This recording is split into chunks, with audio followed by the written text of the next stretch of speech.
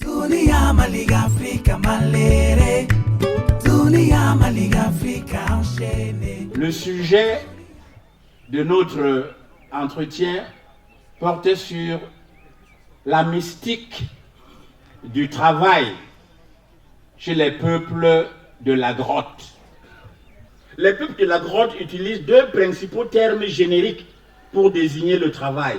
Ils disent Nson et Bolo.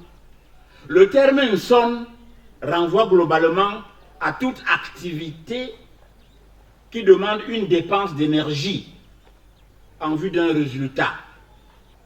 Il implique un effort soutenu, encore neutre, parce que là, il n'y a pas encore d'évaluation. Une sonne dit tout simplement que quelqu'un est en train de mener un travail, d'exécuter un ouvrage. Le terme bolo dit sensiblement la même chose, sauf que le terme bolo a eu une connotation salariale. Et comme par hasard, il se rapproche du terme français boulot. On trouve un boulot, un boulot, pour l'avoir cherché. Mais le son, lui, on ne le cherche pas. Il vous attend. Chez les bassins pour bâtir, le terme chômage n'existe pas. Ceci est important parce qu'en fait, il s'agit là d'un verdict radical. Ce peuple n'a aucune considération pour les oisifs qui sont raillés, qui sont même rejetés.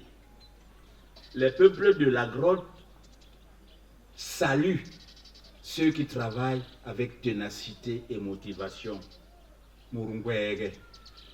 D'où vient-il donc que ces peuples en soient arrivés à croire que seul un emploi salarié est un travail, alors que leurs activités libérales originelles pourraient s'avérer bien plus lucratives encore que le fonctionnariat ou le salariat?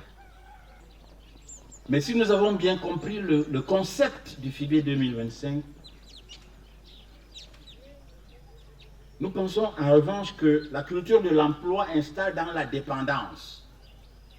Il n'existe pas d'emploi libéral parce qu'aucun emploi ne libère. Seul le travail comme générateur de métier peut être libéral.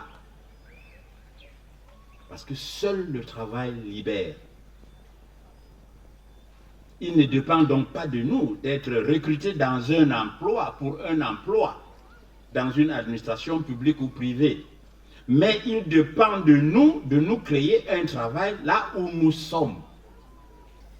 Travaillons sous l'œil de Dieu, cultivons nos terres enviées, et ce sera par le travail que nous retrouverons notre place sous le soleil.